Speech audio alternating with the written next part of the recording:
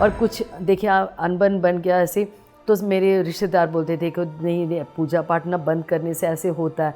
लेकिन पिछले साल 2020 में मेरे को पता लगा कि नहीं, जो कुछ होता है बस हम लोग अपना कर्मा खुद लिख के आते हैं, और जो कुछ होता है ये, इसलिए मेरे में पॉजिटिविटी। और सीतायन जो पढ़ी मैं, उससे तो माता सीता से मेरे को बहुत सीखी। मैं सीतायन पढ़ी हूँ मैं, तो पूरा मन लगा के बस प्रकृति माता को बोलती हूँ कि माता मैं ये मेरे फैमिली वालों को खिला रही हूँ, बस इसमें आपका एनर्जी दीजिए।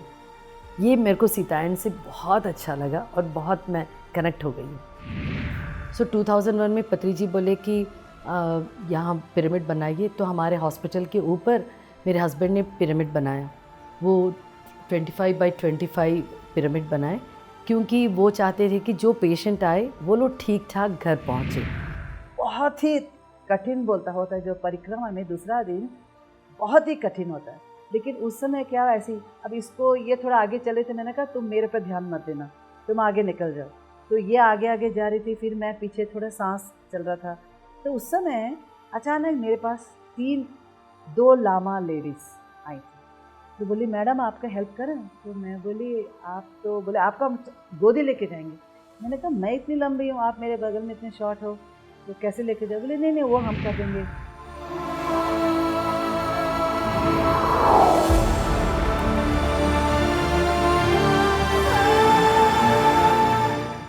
पीएमसी हिंदी के सभी दर्शकों को मेरा प्रेम भरा नमस्कार। आज आत्मा की यात्रा में हम एक ही डाली के 2 पुष्प लेकर आ रहे हैं। गिरजा मैम तेलंगाना से हैं, जो 1998 से ध्यान कर रही हैं, और जयलक्ष्मी मैम जो हैदराबाद से ही हैं और 2001 से ध्यान कर रही हैं। आप दोनों का स्वागत है। गिरजा मैम आपका स्वागत है, जयलक्ष्मी मैम आपका स्वागत है आत्मा की यात्रा में। नमस्ते। नमस्कार जी, नमस्कार मैम। हम आपसे पूछना चाहते हैं कि आप आध्यात्मिकता में कब आए? मैं एक ब्राह्मण परिवार में जन्म हुई हूँ, इसीलिए मेरे पेरेंट्स बचपन से ही बहुत स्पिरिचुअल थे, तो ऑर्थोडॉक्स भी काफ़ी थे। और मेरा जन्म राउरकेला उड़ीसा में हुआ, और मेरी फैमिली पूरी, दादाजी उड़ीसा के पीडब्ल्यूडी डिपार्टमेंट में इंजीनियर थे, और मेरे पिताजी राउरकेला स्टील प्लांट में एडमिनिस्ट्रेशन ऑफिसर थे। इसीलिए हम लोग पूरे उड़ीसा में जन्म हुए, वहीं बड़े हुए हैं। उसके बाद में 1971 में पापा का हैदराबाद ट्रांसफ़र हो गया, और 1972 में जबकि मैं सबसे छोटी हूँ, हम 5 हैं, 4 बहनें और 1 भाई।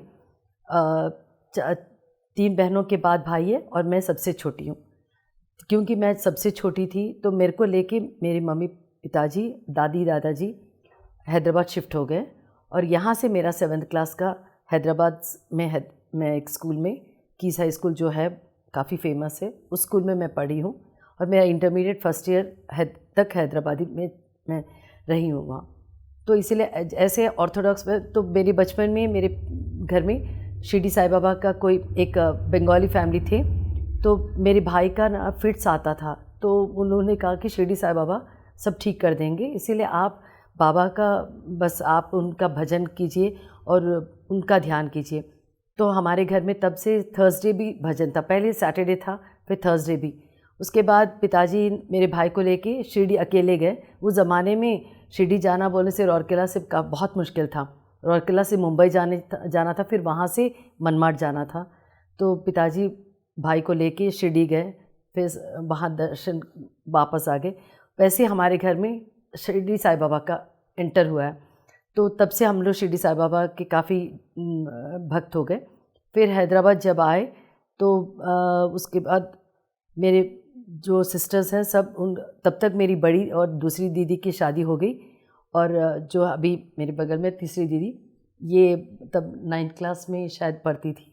तो ये और मेरा भाई दोनों राउरकेला में मेरी बड़ी दीदी के पास ही रह के अपना एजुकेशन कंप्लीट कर रहे थे। तो इस तरह हम लोग आंध्र प्रदेश आ गए, और ये लोग उड़ीसा में रह गए। फिर ग्रेजुअली उसके बाद मेरी शादी हुई। हैदराबाद से हम लोग विजयवाड़ा शिफ्ट हो गए, पिताजी का ट्रांसफ़र हो गया, तो मेरा बाकी ग्रेजुएशन है विजयवाड़ा में हुआ। इसीलिए मेरे को तेलुगु काफ़ी अच्छा आ गया, लेकिन मेरे को पढ़ना लिखना बिल्कुल नहीं आता था तेलुगु, लेकिन मेरे दादाजी बहुत ही हम बोलते थे कि मातृभाषा ज़रूर आना है, हिंदी में यदि तुम चिट्ठी लिखोगे तो तुम्हारी मम्मी हिंदी नहीं पढ़ सकेगी। अब मेरे पिताजी से पढ़वाती थी बेचारी मेरी मम्मी। तो तब मैं चंदमामा जो हिंदी में भी आता था वो तेलुगु में भी आता था, चंदमामा देख के वैसे ही मैं तेलुगु सीखी हूँ। तो अभी मैं सचमुच मेरे दादाजी को बहुत मैंने इतना मेरे अपने मन से मैं बहुत ग्रेटफुल हूँ कि तब मेरे दादाजी यदि नहीं बोलते तो मुझे अभी तेलुगु नहीं आता और इतनी सारी किताबें मैं अभी पढ़ नहीं पाती। तो ये सब अच्छा ही हुआ है फ्यूचर में। तो विजयवाड़ा में मेरा शादी हुआ है एक डॉक्टर से जो सर्जन हैं। शादी के बाद मैं वरंगल मेरे ससुराल चली गई। वहाँ मेरे ससुर जो हैं वो सत साई बाबा के स्टॉन्च डिवोटी थे। तो तब मेरे हस्बैंड स्पिरिचुअलिटी में ऐसे ही थे, लेकिन कोई खास नहीं था क्योंकि वो डॉक्टर पढ़ रहे थे, मेडिसिन हो गया उनका, एमएस में सीट मिल गया और एमएस में पढ़ते समय में हमारे 2 बच्चे हो गए। तो हम लोग सेटल भी नहीं हुए थे तब। उसके बाद जगित्याल करके करीमनगर डिस्ट्रिक्ट है जो हैदराबाद से 220 किलोमीटर दूर में है। वहाँ हमारे हस्बैंड प्राइवेट प्रैक्टिस स्टार्ट किए किसी के एडवाइस से। तो वहाँ तब तक एक सर्जन ही थे, तो इनको गवर्नमेंट सर्विस में जाना के लिए बिल्कुल ही इंटरेस्ट नहीं था। तो इसीलिए वो अपना प्राइवेट प्रैक्टिस स्टार्ट किए हैं 1986 में, और 86 में मैं शिफ्ट हो गई। तब तक 2 बच्चे हो गए। उसके बाद जहाँ वहाँ जाने के बाद कोई वहाँ सत्साई के डिवोटीज थे, उनके प्रोद्बल से मेरे हस्बैंड सत्साई में काफ़ी इंटरेस्ट लिए और सत्साई बाबा से बहुत इंस्पायर हुए कि फ्री मेडिकल सर्विस देना है। तो एक एम्बुलेंस भी खरीदे, हर गांव जाते थे, हर संडे मेडिकल कैंप लगाते थे और हर थर्सडे उस साल से 86 से अब तक वो हर थर्सडे को फ्री कंसल्टेशन करते हैं और गरीब को ना एक कार्ड भी देते हैं जिससे कि ऑपरेशंस भी कम चार्ज में करते थे। इस तरह हमारा वहाँ सफ़र शुरू हुआ चलता है जगित्याल में। अभी हम जयलक्ष्मी मैम से पूछते हैं कि मैम आपका बचपन, जैसे आपकी छोटी सिस्टर, आप अध्यात्म में इनके इन्फ्लुएंस से आए कि आपके जीवन में कुछ और था जिसके कारण आप आध्यात्मिकता मतलब कि ध्यान के मार्ग पर आ पाए? बचपन से जैसे हमारी बहन ने कहा है कि हम सिर्फ घर में सिम साहिब की भजन, लेकिन मैं जब 5th क्लास में थी उस समय बाल विकास बोलकर चिन्मयानंद उनका बाल विकास चलता था।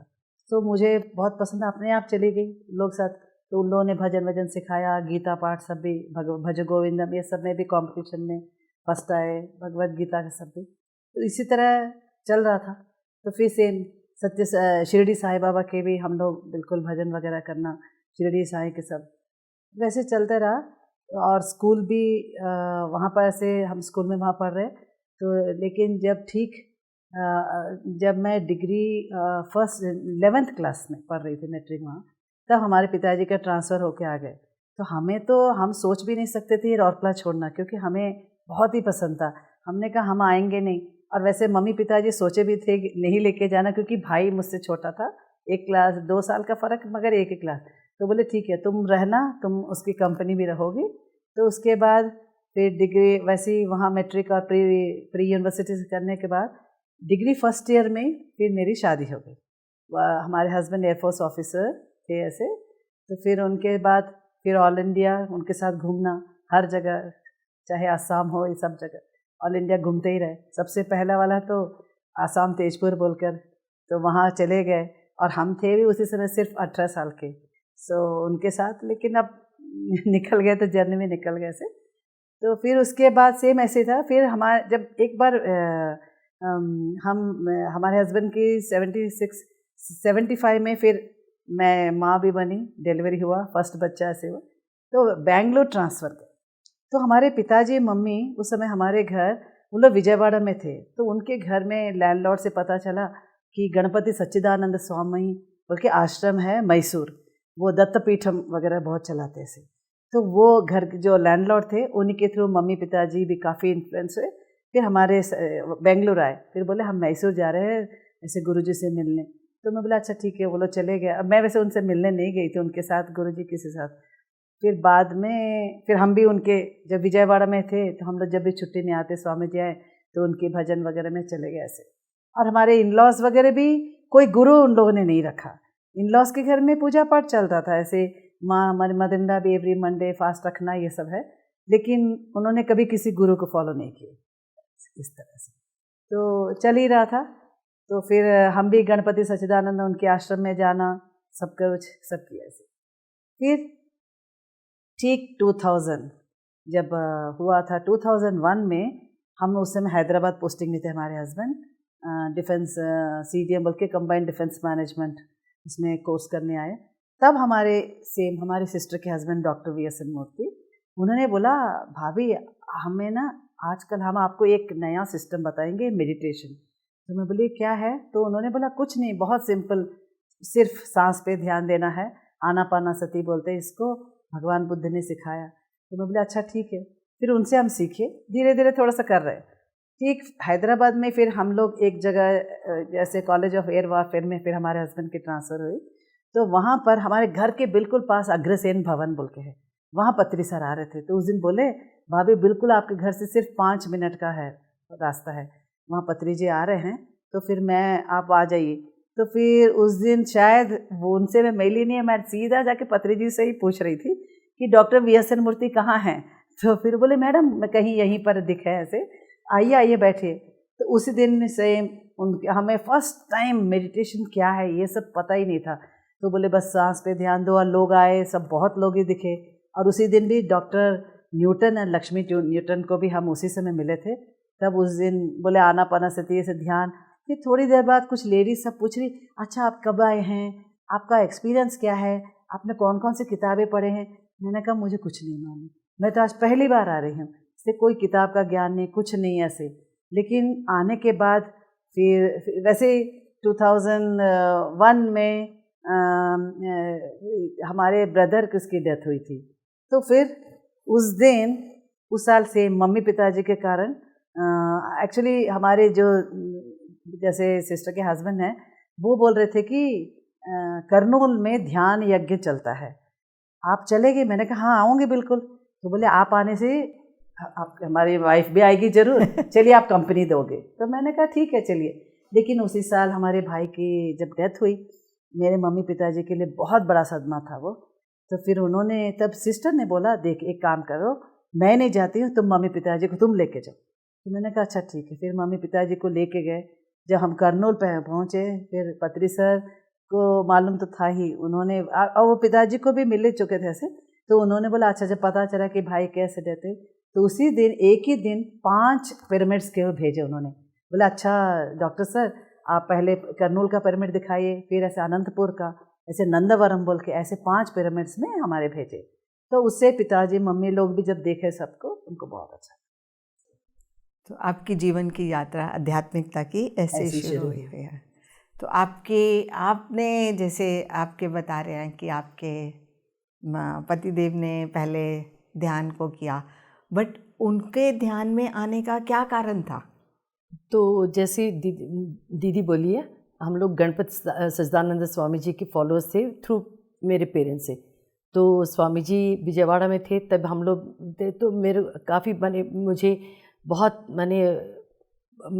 जब तब तक ना मेरे को ना ऑरेंज ड्रेस, सैफरन ड्रेस बोलने से बहुत डर लगता था, क्योंकि बचपन में जब बोलते थे कि सन्यास लोग ना बच्चों को उठा के ले जाते हैं, तो रौरकेला में कभी भी सन्यास दिखता तो हम लोग छिप जाते थे।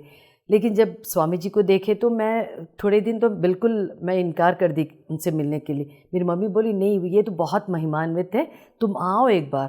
तो एक बार जब पहली बार मैं विजयवाड़ा में उनसे मिलने गई, देखी उनकी बातें, मुझे बहुत अच्छा लगा। ऐसे लगा कि जस्ट मेरे पिता स्वरूप हैं। तब काफ़ी मैं उनसे अच्छा लगा। तो कभी कभी जाती थी, कॉलेज मेरा हो जाता था तो कभी मम्मी के पास जाती थी। मम्मी बहुत खुश हो जाती थी, क्योंकि पेरेंट्स हरदम खुश होते हैं कि बच्चे जब उनके रास्ते में आते हैं पे चलना शुरू। तो हमारी शादी के टाइम भी जो चावल रहता है जो सिर पर डालते हैं आशीर्वाद, वो भी स्वामी जी मेरे को भेजे और मुझे गौरी करके बुलाते थे। तो इसीलिए स्वामी जी से मेरा लगाव बहुत बढ़ गया। और मेरे हस्बैंड भी मेरे द्वारा स्वामी जी उनको भी पसंद थे, तो हम लोग स्वामी जी को इनवाइट भी किए। जगीत्याल हमारे घर आए, उनका जैसे पाद पूजा रहता है वो सब करवाए। तब हम लोग पूजा में बहुत थे। और ये सत्साई बाबा का और इधर स्वामी जी दोनों का ये करते थे। उसके बाद इनका 97 में इनके एक फ्रेंड है सत्साई के, वो ना इनको योगोदा सत्संग से परिचय करवाए। तब ये योगोदा सत्संग का वहाँ से किताब आना। तो योगोदा सत्संग का एक रूल है कि जब स्पाउस भी शेयर कर सकते हैं उनके टीचिंग्स को, तो ये बोलते थे कि तुम ऐसा वो ध्यान करो, ये उनका सिस्टम कुछ अलग है और ये किताबें हैं। मैं बोला हाँ ठीक है। कितने मैंने अब तक बहुत हो रहे थे तो उतना इंटरेस्ट नहीं दिखाई। तो उसके बाद वो योगोदा सत्संग में ये लाहिरी महाशय उनके सब के बारे में ये जान चुके थे, तो ये बहुत किताब पढ़ते थे। उतना किताब तो मैं नहीं पढ़ती थी।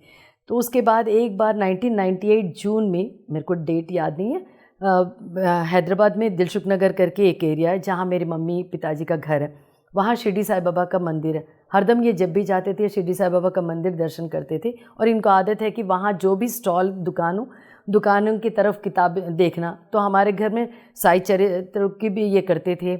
हमारा गणपत सच्चिदानंद स्वामी जी के उनके द्वारा हमें दत्ता परिवार माने भगवान दत्तात्रेय का वो उनसे परिचय हुआ। तो हमारे घर में इसलिए बच्चों के सबका लड़कों का नाम लास्ट में दत्त रहता है। तो मेरा बेटा का नाम भी लास्ट में दत्त है, दीदी के बेटे का नाम भी लास्ट में दत्त है।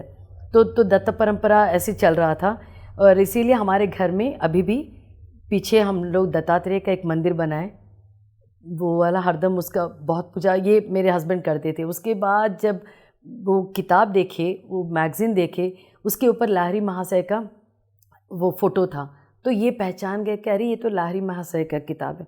वो मैगज़ीन ख़रीदे। ये मैगज़ीन के पीछे जब उसको मोड़ के देखे तो पूरा उल्टा करके उसके ऊपर पिरामिड स्पिरिचुअल सोसाइटीज़ उसका नाम था। तो ये सोचे अरे ये पिरामिड स्पिरिचुअल सोसाइटीज़ ये क्या है। तो उसके ऊपर साई कुमार रेड्डी उनका नाम था, फ़ोन नंबर था। ये तुरंत उनको फ़ोन किए कि ये क्या है। मैं एक डॉक्टर हूँ, जगित्याल में हूँ, तेलंगाना में। तो बोले कि अच्छा आप तेलंगाना में, मैं पत्री सर को ज़रूर बताऊँगा। तो अब वो पत्री सर को बताए कि तेलंगाना में। तब बाद में पत्री सर बोले कि हम लोग खोज रहे थे कि तेलंगाना में कोई मास्टर मिले तो अच्छा होगा। और तभी मेरे हस्बैंड का फ़ोन गया, तो बोले कि मैं कुछ बुक्स चाहता हूँ। ये पूछे थे साई कुमार रेड्डी से, मैं और जाना चाहता हूँ ये गुरुजी के बारे में। बोले कि मैं आपको पोस्टल में भेज दूँगा। और वो 4-5 किताबें भेजा और ये सारे किताब पढ़ लिए। तो उनका एक्सपीरियंस मैं बता नहीं सकती, लेकिन ये है उनका जर्नी। मैंने स्टार्टिंग पत्री जी से उनका परिचय जो फ़ोन द्वारा हुआ। उसके बाद ये बोले कि मैं पत्री जी से मिलना चाहता हूँ। तो वो बोले कि आप करनूल एक बार आ जाइए, करनूल में पिरामिड बनाया, आप वहाँ, मैं वहाँ मिलूँगा। तो इनका ना पुट्टपर्ती में सत्साई बाबा का ये डॉक्टर्स का पूरा एक ग्रुप जा रहा था, जिनको वहाँ वो स्पेशल दर्शन देने वाले थे। तो ये निकले, उस दिन जाना चाहते थे। तो उस दिन पत्री जी का फ़ोन आने के बाद ही जानना चाहते थे, क्योंकि वो बोले कि मैं फ़ोन करूँगा। शाम से रात हुआ और उस दिन इतना बारिश हुआ कि 30 साल में कभी भी उतना बारिश हमारी जगह में नहीं हुआ। और ये ना ज़िद कर रहे थे कि मैं निकलूँ, मैं इंतज़ार कर रहे थे पत्री जी का फ़ोन। रात 10:30 बजे पत्री जी का फ़ोन आया कि बोले कि आ जाइए मूर्ति साहब। तो ये बोले कि मैं चलूँगा। मैं बोले क्या चल है, हमारा एक उनका असिस्टेंट था, हम लोग चले जाएंगे कार में। मगर इतना बारिश में अभी जाने की क्या ज़रूरत है। और मैं और मेरी बेटी काफ़ी रोकने की कोशिश की, लेकिन वो बोले नहीं, वो पत्री जी आने बोले मैं चले जाऊंगा। फिर वहाँ से हम लोग पुट्टपर्ती चले जाएंगे, क्योंकि वही रास्ते में है करनूल। तो ये निकल गए रात को 10:30 बजे उतनी बारिश में, और वो बारिश हैदराबाद तक उतना ही था। फिर हैदराबाद जब पहुँचे तो शायद सुबह के 4 बजे होंगे। फिर यहाँ से करनूल 7 बजे पहुँच गए। एक लॉड्ज लिए और लॉड्ज में ठहरे, और उसके बाद वो पत्री जी से मिले पहली बार। फिर पत्री जी से बताया कि मैं हूँ, अपना इंट्रोड्यूस किए। वो उन्हें बोले कि पिरामिड में जाके ध्यान कीजिए, ऐसे ऐसे करना है करके। तो पहली बार वो करनूल पिरामिड में मेडिटेशन किए हैं। बहुत अच्छा। तो इनको अच्छा लगा वहाँ, और वहाँ से पत्री जी से ये परमिशन लेके पुट्टपर्ती चले गए कि हम लोग पुट्टपर्ती जा रहे हैं। तो इनके साथ इनके दो दोस्त भी थे। तो पुट्टपर्ती जाने के बाद ये ऐसे लॉड्ज में सोए थे। इनको लगा कि ये ऐसे माने होश में ही है, लेकिन फिलहाल एक्चुअली वो सो गए थे। तो इनको सपने में बाबा सामने थे, बोले कि मेरा पैर छुओ बंगारू, बोले से मेरा सोना, आओ मेरा पैर छुओ करके। वो अपना जो लंबा जो चोला है उसको उठा के उनके पैर दिखाए। तो ये उनके पैर पड़े। उसके बाद ये इनको होश आया तो ये देखे कि अरे ये सपना है, लेकिन वो इतना सच लग रहा था इनको कि नहीं, ये लग रहा है कि ये सच ही है। उसके बाद इनको लगा कि ये तो हो गया है, तो तभी इनको लगा कि बाबा बोल रहे हैं कि नहीं, तुम्हारा काम हो गया, तुम यहाँ से चले जाओ। तो ये उनके दोनों दोस्त को बोले कि मैं यहाँ से चले जा रहा हूँ, वापस करनूल जाऊँगा, क्योंकि पत्री जी उस दिन ये पूनम की रात थी, पौर्णमी, तो वहाँ पौर्णमी ध्यान के लिए, फुल मून मेडिटेशन के लिए आ जाओ करके, मैंने आप आ सकते हैं करके वो ऐसे ही इनविटेशन दिए। तो ये निकल गया हमारे असिस्टेंट के साथ, फिर करनूल गए, रात को ध्यान किए, नेक्स्ट डे सुबह निकल के फिर जगित्याल आ गए। तभी पत्री जी बोले कि मैं आऊँगा ज़रूर। तो तब आने के बाद ये वो तो बोले, फिर वो बोले कि आप ध्यान प्रचार कीजिए। तब ये यहाँ जगित्याल जो बहुत ही नॉनवेज खाते हैं, सबको कैसे, और सब पूजा पाठ की तरफ ज़्यादा है, तो तब सबको थोड़ा ये करे। तब हमारे घर बहुत, सब जो सीनियर मास्टर्स हैं सब हमारे घर आए, लक्ष्मी न्यूटन सब हमारे घर आके। इस सब पीरियड के अंदर आपने कब ध्यान शुरू किया? मतलब आपको कब प्रेरणा मिली कि आपको भी ध्यान करना है? तो जब पहली बार मेरे हस्बैंड बोले कि बहुत अच्छा लगता है, तो मैं बोली ठीक है, 15 मिनट आधा घंटा बैठती थी, बस अच्छा लग रहा था। लेकिन जब सब लोग आ रहे थे तो उनको देख के वो लोग भी बोलते थे मैडम आप कर रहे हैं, हाँ थोड़ा कर रहे हैं करके, बस उनको मैं कभी कभी मैं नहीं रहती थी, हैदराबाद में रहती थी, तो लोग आते थे तो मैंने वो सबको ध्यान सिखाते थे। इसी तरह ना बहुत सारे मास्टर्स जो सीनियर मोस्ट मास्टर्स हैं, शालिनी वगैरह, वो मैडम सब बोलते थे कि गिरजा आओ बैठो, तो उनके साथ बैठ के मैं ध्यान करती थी, मुझे अच्छा लगता था। तो उसके बाद धीरे धीरे थोड़ा मेरा बढ़ गया, थोड़ा ध्यान करना, 15 मिनट आधा घंटा से 1 घंटे ऐसे बैठना। तो पूजा मेरे को ना एक मन में हरदम खटक था कि मैं गणपति सच्चिदानंद स्वामी जी की डिवोटी हूँ, तो मैंने पूजा पाठ, पत्री जी बोलते हैं कि पूजा पाठ बिल्कुल नहीं करना, फिर उनको ऐसे छोड़ दे तो अच्छा नहीं, शायद कुछ मैं पाप कर रही हूँ ऐसा लगता था। और मेरी बड़ी दीदी जो है अभी भी स्ट्रॉन्ग डिवोटी है गणपति सच्चिदानंद, वो बोलती थी कि तुम धोखा दे रही हो, ये अच्छी बात नहीं है, स्वामी जी को तुम ऐसे छोड़ दी। बोली स्वामी जी को मैं छोड़ी नहीं, और मैं कुछ उनसे मैंने उनको कोई धोखा नहीं दी, सिर्फ इस तरफ मैं मुड़ी हूँ, ध्यान कर रही हूँ, नहीं ऐसा, ये अच्छी बात नहीं है। तो मन में हरदम वो खटक था। तो पत्री जी हर साल मेरे हस्बैंड के जन्मदिन पर ज़रूर हमारे पास आते थे, बीच में कभी भी आते थे, नाइट स्टे ज़रूर करते थे। तो एक बार ऐसे ही पत्री जी हरदम मेरे को पूछे, मैडम मुझे जब आप पहली बार देखे आपको क्या लगा? मैं बोली नहीं कुछ ऐसे नहीं, मेरे को आश्चर्य लगा कि तब तक मैं सैफ्रॉन जो ये सन्यास जो ड्रेस पहनते हैं वो ड्रेस नहीं पहने, ये तो एक कुर्ता पायजामा पहन के, और ये बड़ा गुरु बोल रहे हैं, ये कैसे इतने सिंपल गुरु हैं, और सबको जो ऐसे संबोधित करते हैं। क्योंकि हमारे हॉस्पिटल के ऊपर क्लासेस रखते थे, तब कलेक्टर को भी बुलाते थे, वहाँ फंक्शन हॉल वगैरह लेके कलेक्टर भी हमारे पास, डिप्यूटी कलेक्टर भी आए थे ध्यान के लिए, सबको ये किताब देते। तभी पत्री जी मेरे हस्बैंड से बोले कि आप pyramid spiritual society, Jagtial pyramid spiritual society करके नाम से आप एक मैगज़ीन स्टार्ट करना है। तो ये बोले कि मैं शायद कर सकता हूँ, मैं बोले ज़रूर कर सकते हो। तो तभी मेरे husband Jagtial pyramid spiritual society के नाम से, तब ध्यान जगत हमारा था नाम, जो ध्यान, क्योंकि जगित्याल वो नाम पत्री जी दिए। अच्छा। तब हर शहर से एक एक मैगज़ीन निकलता था, ध्यान विजयम करके विजयवाड़ा से, वैसे ही जगित्याल से ध्यान जगत उसका नाम था। वो मेरे हस्बैंड 4 साल चलाए वो मैगज़ीन, हर एक को देते थे, बोलते ध्यान कीजिए, सुने या ना सुने, लेकिन हर जगह जाना, हर कोई भी हैदराबाद में मास्टर बुलाते थे तो ये हर संडे जाके सबको ध्यान सिखाते थे। ऐसे ध्यान प्रचार ये बहुत किए हैं, वरंगल, हैदराबाद और गुंटूर हो या उंगोल, हर जगह गए, विजयवाड़ा।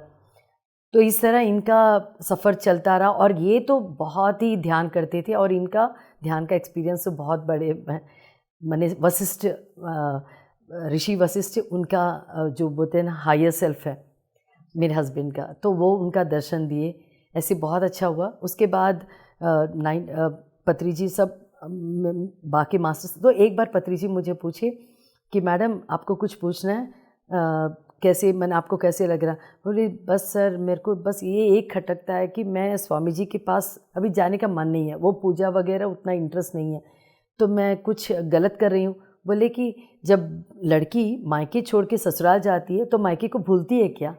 ये बात मुझे बहुत अच्छा लगा कि तब मेरे को लगा कि नहीं, मैं कोई गलती नहीं ये नहीं कर रही हूँ, ठीक है, मैं सही रास्ते में चल रही हूँ। लेकिन पूजा तो थोड़ा मैं करती थी। पत्री जी बोलते थे आपका वो कमरा मुझे बिल्कुल पसंद नहीं है मेरे को।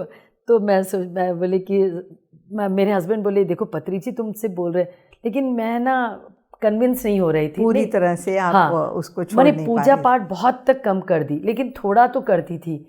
लास्ट ईयर कोविड में जो तब हुआ तो इतने सारे सब लोगों का जूम देखी मैं, जब जूम सेशंस देख रही थी तब मेरे को लगा कि बस अब मैं पूजा पाठ बंद कर देना है, और सारे भगवान के मूर्तियों को पोटली करके बगल में रख दी। वाह, बहुत अच्छी बात है ये तो। इसीलिए 2020 मेरे को बहुत बड़ा टर्निंग पॉइंट हुआ। मैंने उतने साल मैं यही फॉलो हो रही थी, थोड़ा पूजा करती थी क्योंकि मेरे मन को ना कहीं मेरा गिल्ट ऐसे था कि नहीं तुम गलत करती हो, और कुछ देखिए अनबन बन गया ऐसे, तो मेरे रिश्तेदार बोलते थे कि नहीं पूजा पाठ ना बंद करने से ऐसे होता है। लेकिन पिछले साल 2020 में मेरे को पता लगा कि नहीं, जो कुछ होता है बस हम लोग अपना कर्मा खुद लिख के आते हैं, और जो कुछ होता है ये, इसलिए मेरे में पॉजिटिविटी और सीतायन जो पढ़ी मैं उससे, तो माता सीता से मेरे को बहुत सीखी मैं। तब मैं हरदम खाना जब बनाती हूँ दिल से बनाती हूँ हरदम भी। पत्री जी आते हैं तो मैं खुद अपने हाथों से बनाती हूँ, कभी कभी पत्री जी रसोई में आते हैं आलू की सब्ज़ी बनाते हैं, लेकिन बाकी उनको मेरा अचार मेरे हाथ का सब पसंद है तो बनाती हूँ। लेकिन जब सीतायन पढ़ी हूँ मैं तो पूरा मन लगा के बस प्रकृति माता को बोलती हूँ कि माता मैं ये मेरे फैमिली वालों को खिला रही हूँ, बस इसमें आपका एनर्जी दीजिए। ये मेरे को सीतायन से बहुत अच्छा लगा और बहुत मैं कनेक्ट हो गई हूँ। मैम आपसे ये करते हैं, प्रश्न कर रहे हैं कि आप जब आध्यात्मिकता में या ध्यान में आप आ गए, आपके जो भी संपर्क में आए आपके जीजा जी, उनके माध्यम से आप ध्यान में आगे बढ़ना शुरू हो गए, तो क्या ये स्वीकार आपके परिवार में भी था, आपके पति में, आपके बच्चों में? बच्चे से छोटे ही थे तो उस समय तो आई थिंक मैं जब ध्यान में आई ऑलरेडी बड़ा इंजीनियरिंग कॉलेज में चला गया से, और छोटा दूसरा मेरे साथ स्कूल में, तो इसलिए मैं उसको बोलते थे ध्यान कर ऐसे।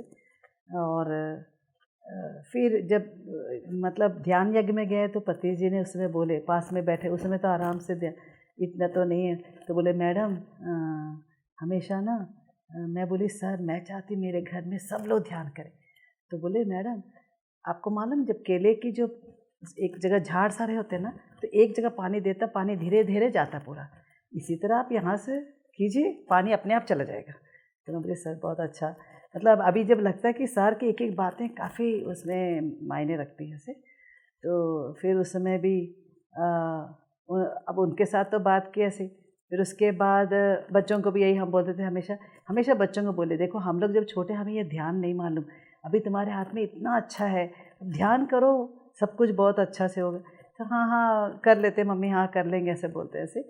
और हमारे ससुराल में लोग ध्यान वगैरह का ऐसे नहीं है। तो उसी समय हमारे हस्बैंड को थोड़ा सा, जब इनके मेरे सिस्टर के हस्बैंड के साथ हमारे हस्बैंड बोले अरे हमारे गांव के घर में ना है, मेरा गांव का घर, मैं वहाँ पर पिरामिड ऐसे बनाऊँगा ऐसे बोल के। तो उसके बाद मैं कुछ बोली नहीं, मैं बोले अच्छा ठीक है, हाँ हम भी काफ़ी इम्प्रेस हो गए, पिरामिड वहाँ ऐसे करेंगे। तो फिर हम ना गांव जब एक बार अचानक हमारे सिस्टर के हस्बैंड बोले पत्री जी अपने गांव जा रहे ईस्ट गोदावरी, आप भाभी जाइए। तो बस मैं हमारे हस्बैंड से परमिशन लेके जल्दी बोला हाँ जाओ। तो बस मैं बस चढ़ के चली गई। हमारी मदरला हैं अकेले वहाँ थी, फादरला हैदराबाद में रहते थे, उनको बोलते थे गाँव में अभी मैं बोर होता हूँ ऐसे। तो फिर उसके बाद मदनला को मैं बोले ऐसे, बोले क्या बात है तुम अचानक आई? मैं बोले ऐसे पिरामिड बोलते हैं ध्यान। बोले हाँ मैं समझ गई, ध्यान मंदिर ना। मैं बोले आप बिल्कुल समझे, लेकिन मेरे फादर इन लॉ वो समझे नहीं, वो तो बोलते पिरामिड, दिमाग खराब। मेरे से तो कुछ नहीं बोला, लेकिन मेरे अंकल वहीं बगल में बोलते हैं, उनसे सबको बोले दिमाग खराब है इसका, पिरामिड मतलब जहाँ मम्मीज़ वगैरह रहते हैं, पिरामिड ऑफ गीज़ा वगैरह कैसे बना रही है ये है। तो उसके बाद फिर पत्री सर भी गाँव में हमारे रिश्तेदार हैं वैसे, वो प्रिंसिपल थे वहाँ के कॉलेज के, तो उनके घर गए तो उन लोग भी बोले डॉक्टर VSN मूर्ति हैं, सत्यनारायण मूर्ति, उनकी भाभी है ये आई हैं उनके घर में। तो बोला अच्छा ठीक है। फिर नेक्स्ट डे गांव में हमारी मदरना भी पूरा टेरेस वगैरह क्लीन करा के रंगोली वंगोली करके, तो सारे हमारे जितने पास थे सबको बुलाया, उन्होंने ध्यान किया। फिर मैडम भी उसी समय अपनी बेटी परिपत्री के साथ आई थी। उन लोग सब वहाँ के बहुत कुछ टेम्पल्स बहुत ही एनर्जेटिक हैं, वहाँ सब दर्शन करके भी आए। तो सर भी पूछ रहे थे कैसा रहा, तो बोली no so much energetic it and all this, ऐसे करके मैं इतना सुनी। फिर वो पूछे कहाँ करोगे, तो सर बोले ऐसे यहीं टेरेस पे ठीक है, क्योंकि बगल में भी एक ज़मीन ऐसी थी हमारे जैसे, तो बोलते उस पर नहीं, बोले नहीं यहाँ पर ठीक है। तो उसके बाद सबसे ध्यान कराए। फिर हमारे उनके घर में उनके यहाँ खाना था, तो फिर अपने यहाँ सर पत्री सर बोलते हैं मैडम आपके घर हम कल ब्रेकफास्ट में आ रहे हैं।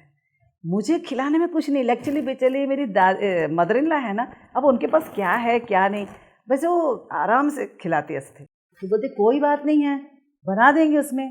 तो फिर वो इडली का जल्दी जल्दी से पीस दिए, फिर और कहीं सामने से चटनी वगैरह बनाए। लेकिन एक है कि सर नीचे ही बैठ के सबके साथ खाए। मुझे कुछ लग रहा था लेकिन उनको कुछ नहीं, उनको मालूम है। फिर काफ़ी इम्प्रेस वो बोले थे। फिर हमारी सास भी उनसे बात कर रही थी ऐसे कि बेटा अच्छा कौन सी ईयर में तुम पैदा हो, बोले 47। बोले अच्छा मेरा बड़ा बेटा भी 47 बहुत, ऐसे इतना अच्छा से। फिर उसके बाद बोले इस पिरामिड का नाम है, बोले सर क्या रखें, तो उन्होंने जस्ट बोला श्री रामा पिरामिड। तो फिर मदनला बोले आपको हमारे हस्बैंड का नाम भी श्री राम है और बगल ही में राम मंदिर है, तो श्री राम पिरामिड। फिर इसके बाद उन लोग गांव वाले पूछे इसके लिए फाइनेंस कौन करने वाला, मैंने कहा कौन करेगा, हमारे हस्बैंड जब बोले तो वही करेंगे, लेकिन कहाँ से करें क्या करें कुछ पता नहीं रहा। फिर इसके बाद वो बिल्कुल कुछ भी नहीं हुआ, मैं पिरामिड नहीं कर सके, कुछ भी नहीं। बस 2015 में हमारे हस्बैंड की डेथ हुई। तो उस समय फिर मेरे को लगा गाँव जाना है, वहाँ के घर में सबको मेरे को ही देखना था। तो मैं 2016 में जाने से पहले ही पिरामिड स्पिरिचुअल जो स्पिरिचुअल इंडिया ऑफिस है वहाँ पर मल्लिकार्जुन बोल के हैं, उनसे मैं पूछी कोई है क्या पिरामिड बनाने वाला। बोले मैडम वहाँ कौन मैनेज करेगा। मैंने कहा कौन करेगा, आप देखिए शायद पिरामिड बन जाएगा, वहाँ पर हमारे घर में जो होगे वो करेंगे। तो फिर उन्होंने बोला ठीक है मैं एक नंबर देता हूँ, वो कड़पा बोल के है वहाँ पे है, उनका नाम रविराज है, उन्होंने काफ़ी पिरामिड्स बनाए ऐसे। लेकिन एक बात, तो फिर उनसे जब बात की तो बोलते मैडम बस सोच के बताइए, क्योंकि बस डिसाइड नहीं करना, आप मुझे बुला रहे तो आपको बनाना ही है। फिर वो बोले आप डिसाइड कीजिए। फिर मैं अपने टेरेस पे जाके एक बार, एक्चुअली मेरे अंकल आंटी बगल में ही रहते, फिर मैं उनके घर गई, फिर अपने घर के उस टेरेस पे गई, जाके फिर मैंने सोचा नहीं मुझे बनाना ही है, क्योंकि हमारे हस्बैंड ने बोला भी था। तो फिर उनको फ़ोन किया तो बोले मैडम डिसाइड कर लीजिए। तो बोला अच्छा, मैं बोले आ जाइए। मैं वो कौन है मैं जानती भी नहीं बिल्कुल, और एग्जैक्टली 12 बाई 12 फीट 9 दिन में मेरा पिरामिड बना, सिर्फ 9 दिन। सब लोग गाँव वाले रोड में जा रहे क्या बना रही हो, ये क्या है, अब सब कुछ। हमारे मामा जी उनको मैं बोली आप सोच सकते कि क्या कर रही है तू, बस ये हमारे हस्बैंड की इच्छा थी तो मैं इसलिए बनवा रही हूँ। वैसे उसके बाद मैं वहाँ रही नहीं, इसलिए डेली क्लासेस वगैरह नहीं चला। जो हमारे घर में रेंट पे थे वो बोलते हाँ मैडम मैं जाता हूँ वहाँ बैठ जाता हूँ 10-15 मिनट। बस यही हुआ कि यदि मैं रहती वहाँ तो शायद जिस तरह से लोग करते हैं वहाँ पर स्वाध्याय किया, सब किया, सबको बुला के, वो मेरे से नहीं हो पाया। तो आपकी मतलब आपके साथ तो चाहे इच्छा तो जागृत हो गई उनकी कि पिरामिड बनाना चाहिए, और ये पिरामिड ऊर्जा का उनको पता चलना शुरू हो गया, तो बहुत अच्छी बात है।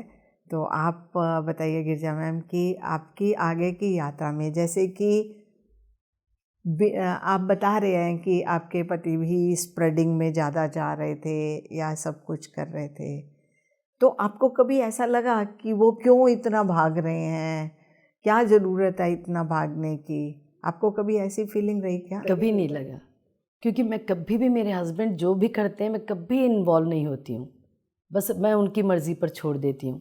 पैसे के पास या कुछ भी हो, मैं सोचती हूँ कि जब पैसे भी, जब पिरामिड बनाए मैंने सबको देते थे डोनेशन, मैं कभी नहीं पूछी। मेरे को बस एक ही लगता था कि जब वो कमा रहे हैं तो उनका हक है, मेरा हक नहीं है कि मेरे को टोके। ये मेरा हरदम मेरा मेंटालिटी था। सो 2001 में पत्री जी बोले कि यहाँ पिरामिड बनाइए। तो हमारे हॉस्पिटल के ऊपर मेरे हस्बैंड ने पिरामिड बनाया। वो 25 बाई 25 पिरामिड बनाए, क्योंकि वो चाहते थे कि जो पेशेंट आए वो लोग ठीक ठाक घर पहुँचे। इसीलिए, और वो कहीं उन लोग का जो पिरामिड मास्टर्स, कोई भी मेडिटेटर्स आए, उनको कोई रोक टोक ना हो, इसीलिए वो हॉस्पिटल पर बनाए, ताकि जो भी मेडिटेशन करना चाहे आराम से आके ऊपर जा सकते हैं, ध्यान कर सकते हैं और वापस आ सकते हैं। इसी तरह ऐसे ही चल रहा था। तो 2001 मई 27 को हमारा पिरामिड ओपनिंग हुआ। उसी दिन, उसके पहले एक हफ्ते से मेरे भाई का बहुत सीरियस था।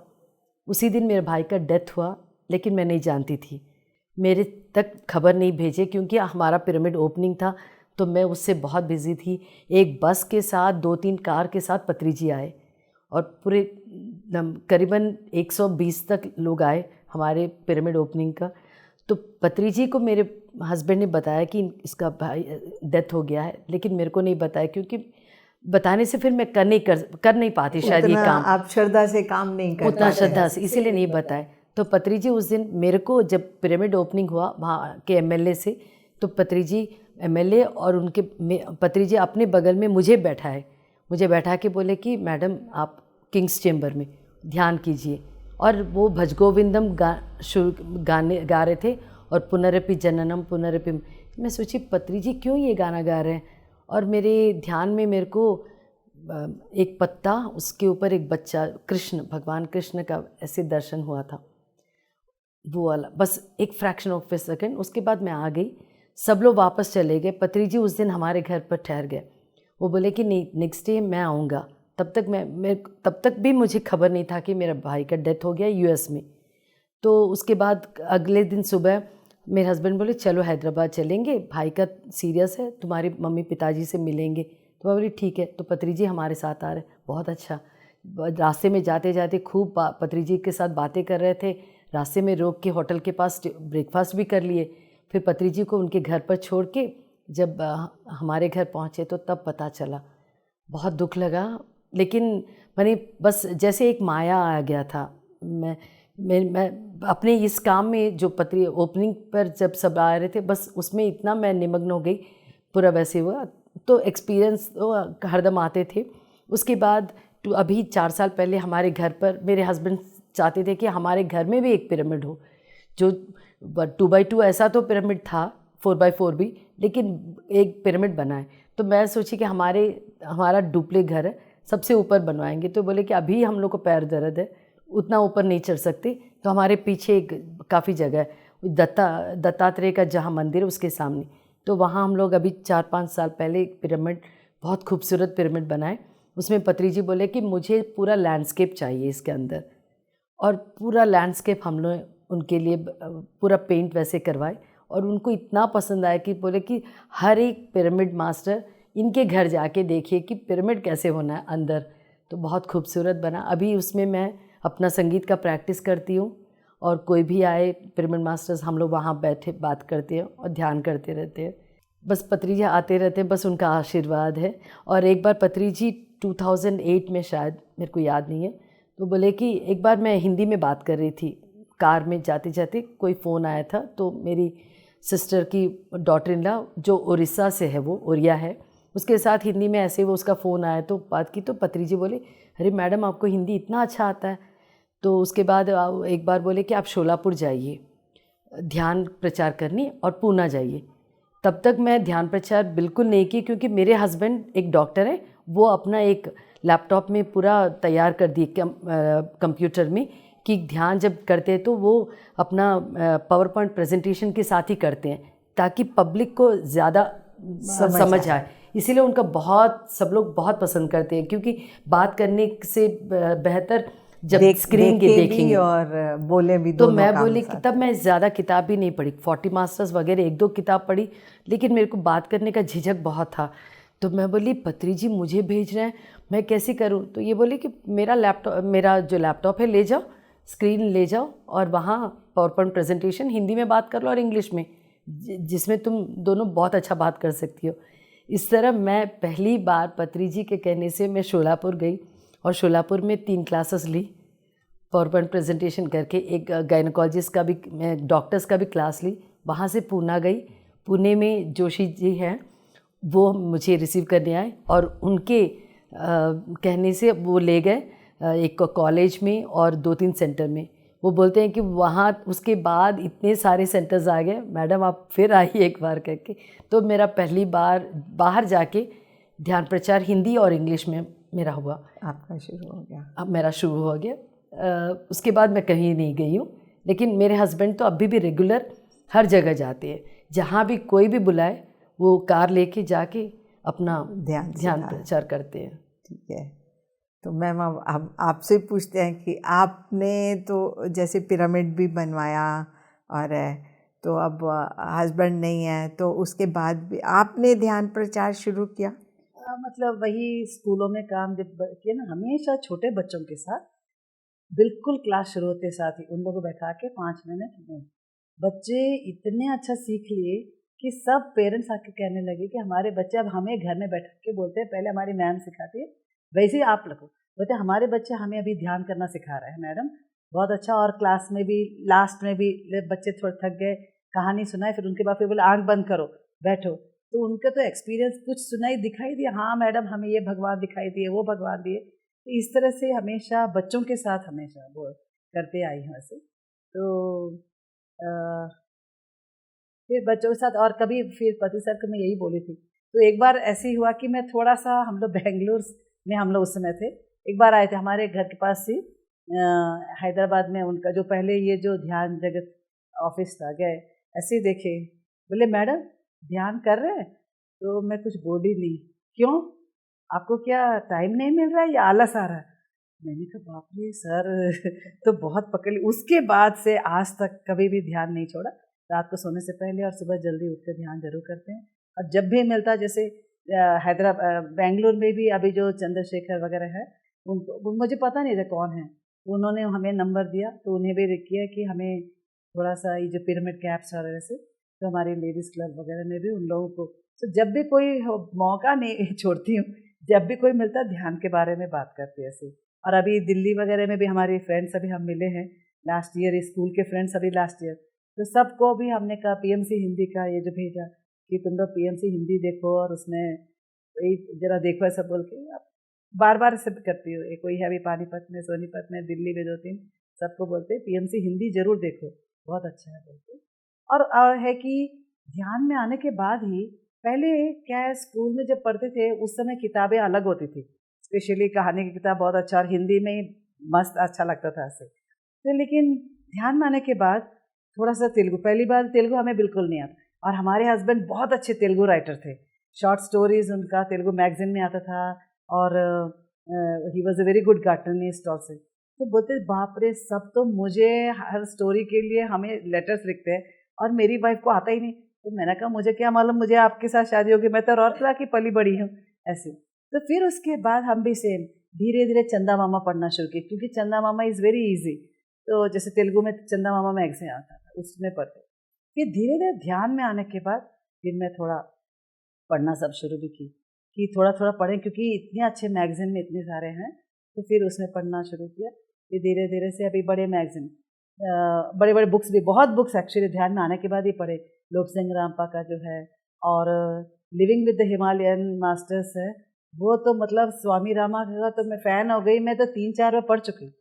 उसमें एक सेंटेंस है कि cancer is yogis chosen disease करके, मैंने उसको अंडरलाइन करके हमारे फादर को दिखाया। हमने कहा पिताजी आपका बेटा कोई नॉर्मल नहीं था, he was a Yogi, really he was a doctor, लेकिन पूजा पाठ वगैरह में बहुत ही बस उसको बहुत ध्यान था। हमने कहा आपका बेटा he was a Yogi only, so only Yogi can get this disease करके बोल रहे थे जैसे।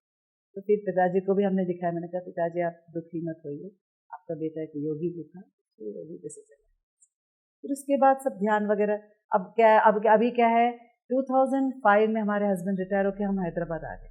आने के बाद से स्पिरिचुअल इंडिया में हमेशा पूर्णिमा ध्यान और अमावस्या ध्यान, तो फर्स्ट गए, फिर उसके बाद हर पूर्णिमा से ध्यान यहाँ गए।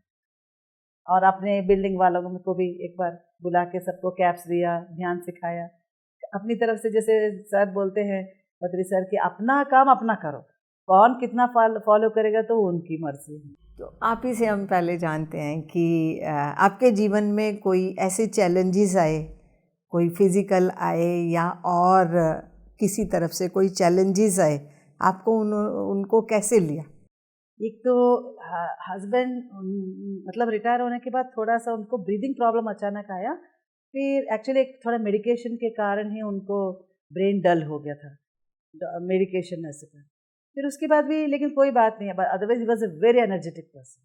तो फिर उसके बाद हमने कहा फिर थोड़ा धीरे धीरे से तो अपने हम भी उनको ध्यान महायज्ञ वगैरह में भी लेके गए। तो फिर ध्यान चक्र भी है, ध्यान चक्र जो नंबर 1 और 2 विशाखापट्टनम का था, पहला वाला था गुंटूर, ध्यान महाचक्रम 1, ध्यान महाचक्रम 2 विशाखापट्टनम, 2012 ध्यान महाचक्रम हैदराबाद, उसे भी हम लेके आए।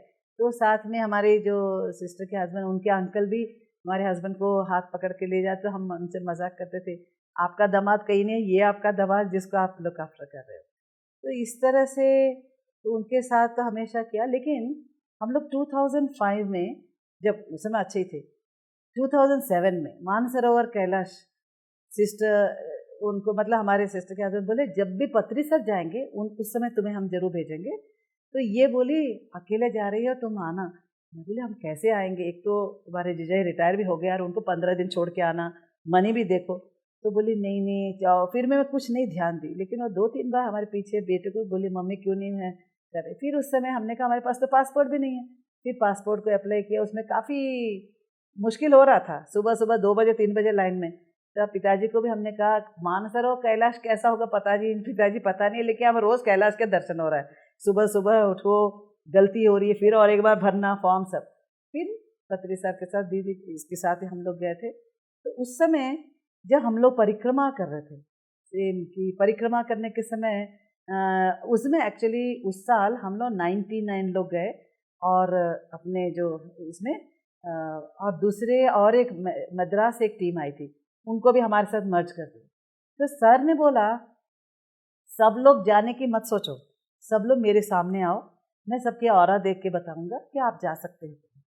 तो फिर हमारी सिस्टर भी गई, तो उन्होंने पूछा सर क्या हम परिक्रमा के लिए जाएं। सर उस एक्चुअली लेटे हुए थे क्योंकि वो कुछ खा नहीं रहे थे और काफ़ी मतलब लग रहा था सब लोग, कोई बोले थे कि ब्लैक शर्ट्स वगैरह जो बोलते हैं जिसको ना काले, वो इन लोगों को रोकते हैं काफ़ी वैसे। तो फिर सर को उन्होंने बोला मैडम आपकी मर्जी आप जाइए। तो बोली नहीं सर आप बताइए ना। तो उन्होंने आँख खोल के देखा, मैं इसके साथ खड़ी, आप दोनों चले जाइए ऐसे। तो हमने बोला बस अब सर की जो परमिशन आ गया नहीं। तो जब सेकेंड डे बोलते हैं, जब मोस्ट ऑफ बहुत ही कठिन बोलता होता है, जो परिक्रमा में दूसरा दिन बहुत ही कठिन होता है। लेकिन उस समय क्या ऐसी, अब इसको ये थोड़ा आगे चले थे, मैंने कहा तुम मेरे पे ध्यान मत देना, तुम आगे निकल जाओ। तो ये आगे आगे जा रही थी, फिर मैं पीछे थोड़ा सांस चल रहा था।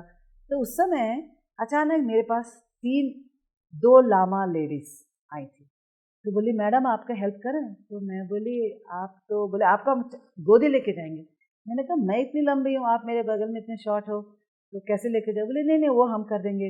मैं बोले आप मुझे गोदी लेने की ज़रूरत नहीं है, आप मेरा हाथ पकड़ लीजिए। वो लोग हाथ पकड़ा के जहाँ कभी थक जा रही थी आके थोड़ा पानी लेके, वहाँ पानी झरना जैसे वहाँ ला के पानी पिलाया। फिर इस तरह से पूरा लास्ट मोमेंट बोलते ये वो आपका दूर से दिखाए कि ये आपके कैंप्स हैं, देखिए आप अपने कैंप के पास पहुँच गए।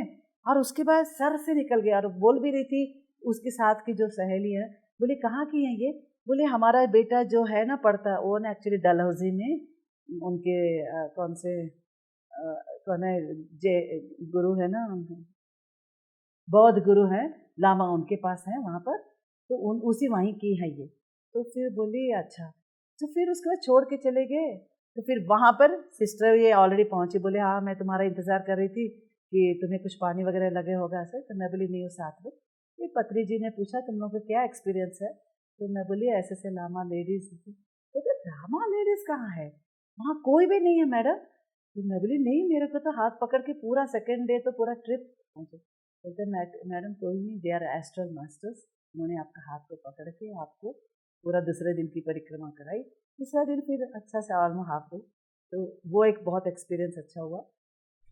और 2016 में हम लोग इजिप्ट गए थे। तो पत्री सर के साथ तो मेरे को क्या है कि 2015 जनवरी 30 को हमारे हस्बैंड ने बॉडी वेकेट, तो मम्मी भी ऑलरेडी बेड रिडन है, तो लेकिन फिर सब लोग बोले नहीं माँ के पास भेजना चाहिए।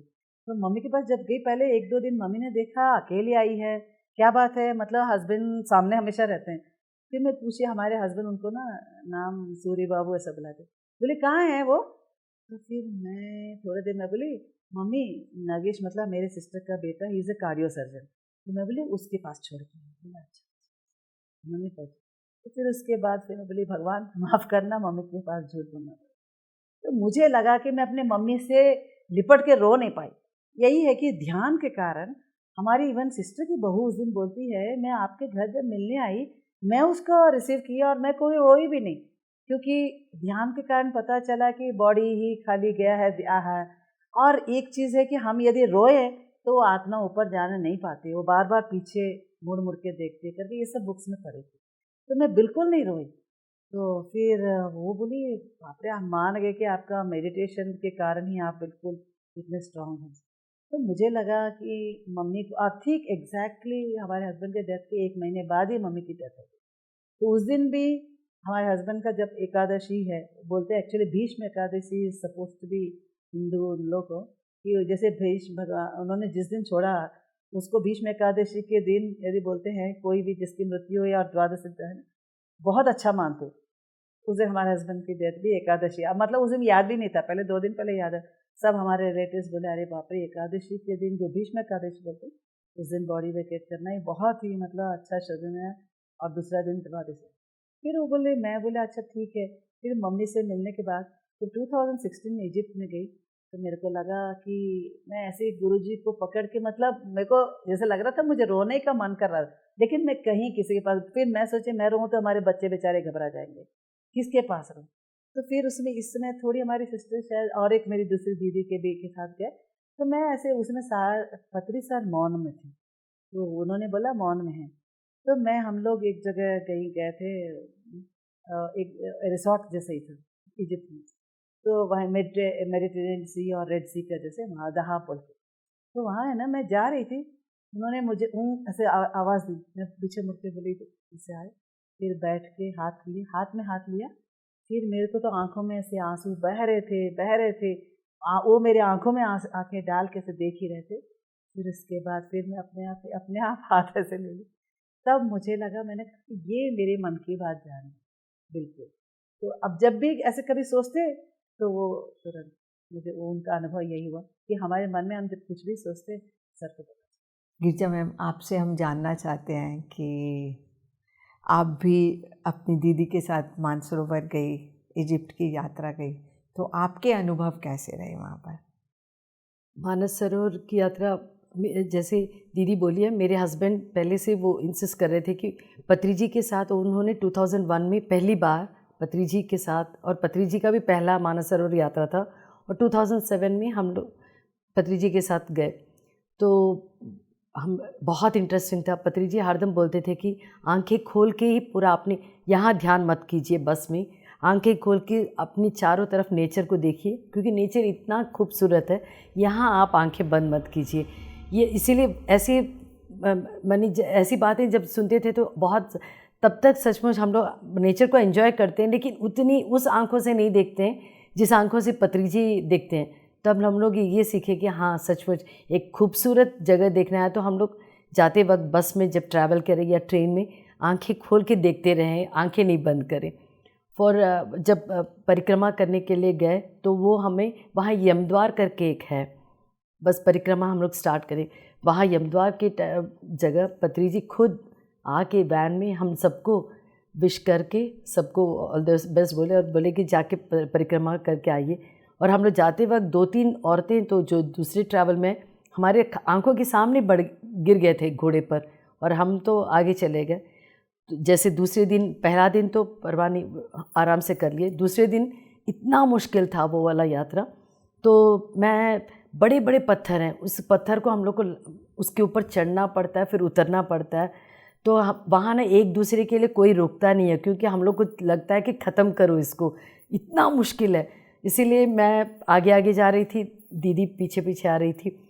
तो एक पत्थर के पास मैं बहुत ही फिसल रहा था, पत्थर नहीं, जैसे रेत किस तरह था वहाँ, मिट्टी फिसल रहा था। तो एक नाटा सा आदमी सामने आ गया, तो मेरा हाथ पकड़ा, बोला उस तरफ से चलो।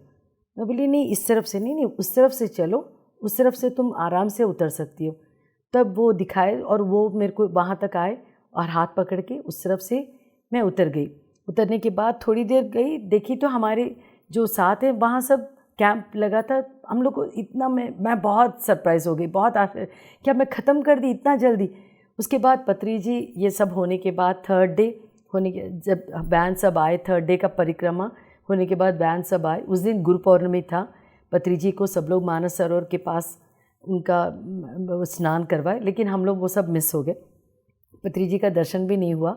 हम लोग थके आ रहे थे, तो आके बोले कि सब लोग खाना खा के सो जाओ। नेक्स्ट डे हम लोग काठमांडू के लिए निकल गए। काठमांडू होटल में हम लोग साथ रह रहे थे। तब पत्री जी बोले कि मैडम आपका एक्सपीरियंस क्या है।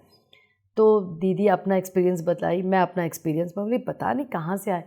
तो बोले कि हाँ सच कोई आया। मैं बोली हाँ। अरे मुझे तो नहीं दिखा। तब मेरे को लगा कि पत्री जी देख रहे हैं कि हम लोग कैसे जा रहे हैं। तो बोले कि वो नारद हैं जो आपको आके अपना रास्ता दिखाए, आपका हाथ पकड़े, वो नारद हैं। पत्री जी बोले मेरे को सचमुच, मैंने तब तक ना जैसे ये कॉमन ऐसे लग रहा था कि हाँ पत्री जी हैं इसीलिए हमारा अच्छा परिक्रमा हो गया, लेकिन वो बोल रही थी मैं तो नहीं देखा। तो हम लोग सोचे ये कहाँ देखे। तब हम लोग को रियलाइजेशन आया कि वो तो पूरे देख रहे थे कि हम कैसे परिक्रमा कर रहे और हमें हर क्षण हमारी रक्षा कर रहे थे। तब हम लोग को सचमुच मैंने इतना आश्चर्य के साथ इतनी खुशी हुई कि सचमुच मेरे हस्बैंड जो बोले कि सचमुच गुरु के साथ जब ट्रैवल करेंगे तो निश्चिंत से आराम से कर सकते हैं, क्योंकि हर कदम में वो हमारी रक्षा करते रहेंगे। ये ऐसा हमारा, और मिलके ही हमारा फ्लाइट भी वहाँ से मिलके हैदराबाद आए पत्री जी के साथ। तो ऐसे मानस सरोवर हमारा यात्रा हुआ। उसके बाद हम लोग इजिप्ट 2009 में गए। पूरे 90 पीपल, पूरे 2 बस के, पूरे 2 बैच के, और सबका पहली बार था, पत्री जी का सबका। और वहाँ गीज़ा पिरामिड में जब पत्री जी हम लोग वहाँ ध्यान किए, बहुत अच्छी तरह, छोटा कमरा था, पता नहीं चल रहा था कैसे, लेकिन सारे लोग 90 लोग वहाँ फिट हो गए। देखने में कमरा बहुत छोटा था। पत्री जी फ्लूट बजाए और हम लोग सब ध्यान में बैठे। बहुत खूबसूरत, कुछ मेरे को स्पेशल नहीं लगा, लेकिन बहुत अच्छा लगा। बाहर आने के बाद मैडम पत्री जी को गले लग के, स्वर्णमाला मैडम बोले कि 25 साल लगे हैं मुझे गीज़ा पिरामिड देखने, विश्वास नहीं होता है कि 25 साल के बाद मेरा सपना पूरा हुआ। हम लोग सब पत्री जी और मैडम को देख रहे थे। मैंने वो आनंद, वो जॉय भूल नहीं पा रहे। बहुत अच्छा एक्सपीरियंस था हर जगह भी। ऐसा हमारा पहली बार मेरा गीज़ा इजिप्ट टूर हुआ। नेक्स्ट टाइम जब दीदी लोग जाना चाहते थे तो मेरे हस्बैंड बोले तुम क्यों नहीं जाती, वो लोग दोनों नए हैं ना, तुम सपोर्ट रहोगे। मैं बोली एक बात तो चलिए, चलो मैं तुम्हें भेज रहा हूँ, तुम दूसरी बार जाओ। सो दूसरी बार मैं इनके साथ फिर गई। और दहाब में प्रदीप विजय करके हैं जो क्रिस्टल प्रदीप, तब उसके पहले उनका क्रिस्टल उपयोग नहीं था, ऐसे प्रदीप थे। तो वहाँ जब एक्सपीरियंस मैंने, सब लोग बोल रहे थे, तब पत्री जी बोले मैडम आप बात कीजिए। तो मुझे तब इंग्लिश में, क्योंकि सब वहाँ साउथ के हैं और थोड़े मेरे अलग कंट्रीज़ भी आए, सो मैं इंग्लिश में बात की थी कि मेरा एक्सपीरियंस कैसा है। इजिप्ट बहुत अच्छा लगा। पत्री जी के साथ दूसरी बार भी आई हूँ, ये एक्सपीरियंस बहुत अच्छा है। फिर पत्री जी के साथ मैं भूटान गई, जो मेरा पहला ट्रिप था 2007 फरवरी में, जनवरी लास्ट में। भूटान में हम लोग सब मोनास्ट्री गए और वहाँ फर्स्ट टाइम स्नोफॉल जब देखे तो पत्री जी बोले मैडम कभी आप ज़िंदगी में स्नोफॉल देखे। मैं बोली नहीं, कभी नहीं सर, सिर्फ फिल्मों में। बोले मैं भी, और इतना एंजॉय किए स्नोबॉल्स बना के एक दूसरे के ऊपर डालना। वो पत्री जी के साथ इतना, हम लोग सिर्फ 15 लोग गए, जिसमें नंदा भी थे, नंदा जो नंद प्रसाद, बहुत एंजॉय किए। मैं पत्री जी के साथ पहला ट्रिप था मेरा। और तभी बोले पत्री जी मैडम मेरा पहला इंटरनेशनल स्टैम्प है। मैं बोली सर इसके साथ आपका इतने सारे आ जाएंगे कि किताब भर जाएगा। उसके साथ लगातार उसके बाद पत्री जी का तो इंटरनेशनल टूर चलता ही रहा। फिर हम लोग बैंकॉक भी पत्री जी के साथ, थाईलैंड और कंबोडिया, वो मिलके वो ट्रिप पत्री जी के साथ ही गए। इसलिए हम लोग बहुत ट्राई करते हैं कि जब भी पत्री जी पिरामिड ट्रैवल्स के साथ जाते तो हम भी उनके साथ जाएं, क्योंकि गुरु के साथ जाने से वो एक्सपीरियंस ही बहुत अलग है। सो थैंक यू पत्री जी, क्योंकि he is a great mentor, A friend, A master. हाँ, सबसे बड़ी चीज़ यही जो है कि हम उनको जिस भी रूप में देखें, गुरु के रूप में समझें या कुछ है, सबसे बढ़ के क्या चीज़ है कि वो हमारे दोस्त हैं। दोस्त हैं, तो एक दोस्त के साथ वो डिफरेंस नहीं रहता सच कि क्या है, उतनी अंदर से जो आत्मा की मिलन होता है वो अलग तरीके से होता है। तो आपका ये तो बहुत अच्छे, और आपके एक्सपीरियंस सुन के तो हमें लग रहा है कि हम उस पीरियड में क्यों नहीं इतने एक्टिव थे। कोई बात नहीं, हमें फिर मौका मिलेगा तो हम फिर ज्वाइन करेंगे।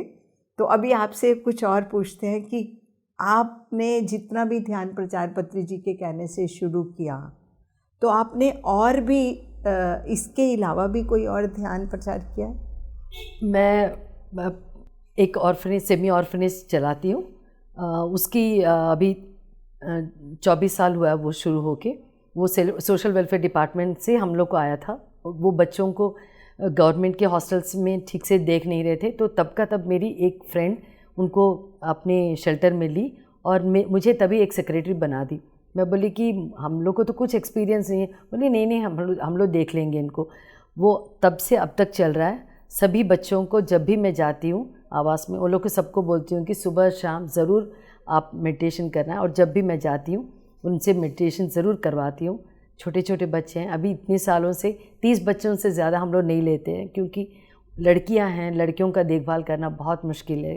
केयर टेकर वगैरह से लड़कों से ज़्यादा हम लोग को लड़कियों का ख्याल रखना पड़ता है। तो इसीलिए, और मेरे फ्रेंड्स बहुत, सबको ध्यान, सब जानते हैं कि मैं ध्यान करती हूँ, लेकिन ज़्यादा सब मांसाहारी हैं, इसीलिए जल्दी इसमें नहीं आने के लिए झिझकते हैं। इसीलिए तो मेन है कि हम लोग, ये तेलंगाना जो है यहाँ मांसाहारी बहुत है, इसीलिए यहाँ शाकाहारी जो बने हैं सचमुच वो बहुत बड़ी बात है।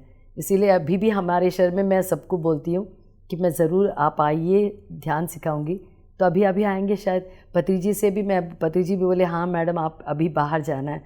तो पिछले साल मेरा एक लक्ष्य कि मैं हर स्कूल जाऊंगी, सीनियर पिरामिड मास्टर जो लेडीज़ हैं उनको बुलाऊंगी, उनके साथ स्कूल जाऊंगी। तो ये है मेरा फ्यूचर प्लान है, आगे का प्लान मेरा वही है। तो कोविड की वजह से स्कूल्स कोई खुले नहीं, तो पत्री जी से मैं वादा की कि मैं ज़रूर जाऊंगी बाहर और बच्चों को हर स्कूल में जाके बच्चों को सिखाऊंगी। अभी तो बहुत सारे पेरेंट्स भी विलिंग होंगे, क्योंकि कोविड के बाद सबको समझ भी आ जाएगा कि हम लोग को मेडिटेशन के अलावा कुछ और चारा नहीं है, इसीलिए मेडिटेशन ही सबसे बड़ा टूल है।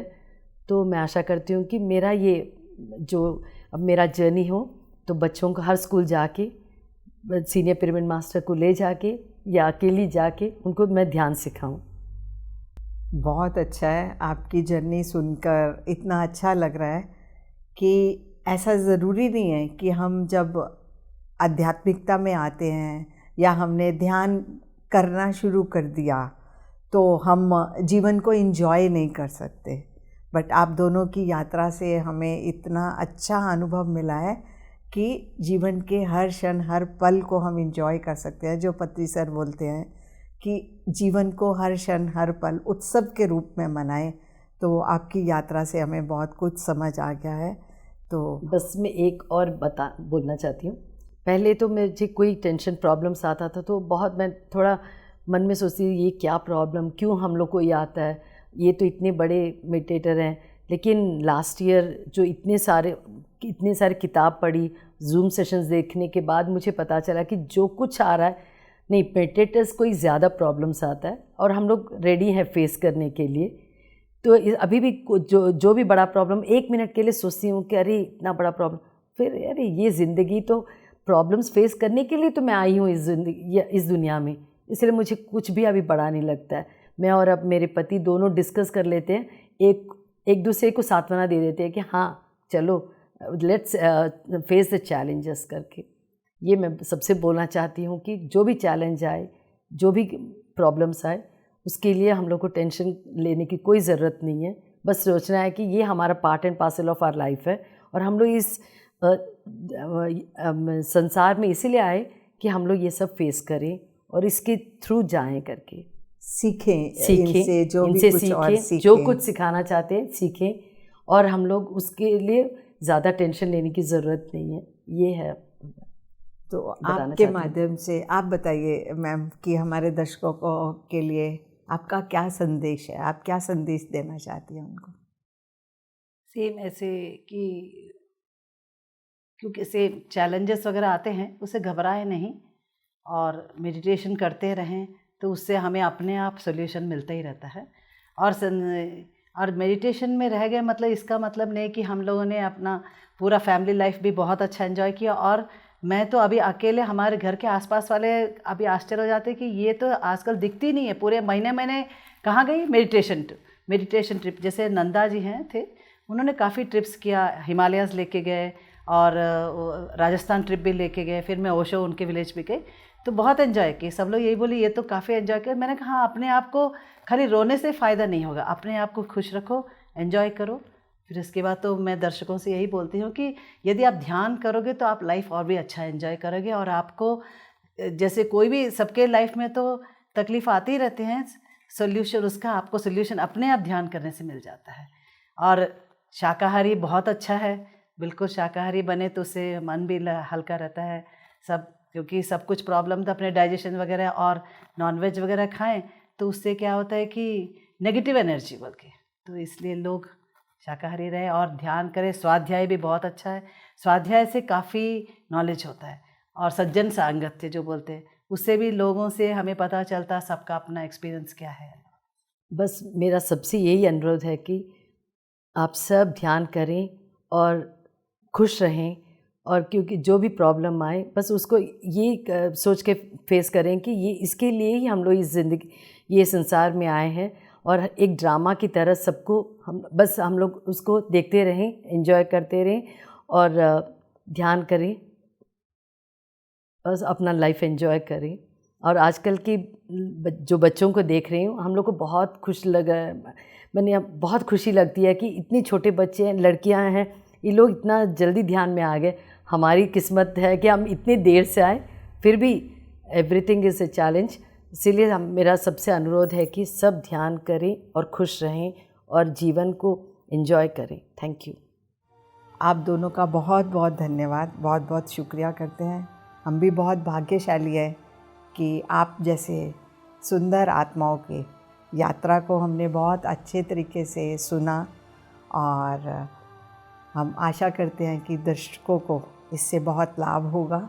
आप दोनों का बहुत बहुत धन्यवाद। आप सबका भी बहुत बहुत धन्यवाद, और पीएमसी हिंदी का भी बहुत बहुत धन्यवाद कि उन्होंने ये अवसर हमें दिए ताकि हमारे जो लाइफ के एक्सपीरियंस है आपके सामने रखें। Thank you. दर्शकों, आपने कितनी सुंदर आत्मा की यात्रा सुनी और इनसे हमें बहुत कुछ मिला। हमारे साथ बने रहिए पीएमसी हिंदी में, आगे एक नए और आत्मा की यात्रा में एक नए पुष्प के साथ। नमस्कार।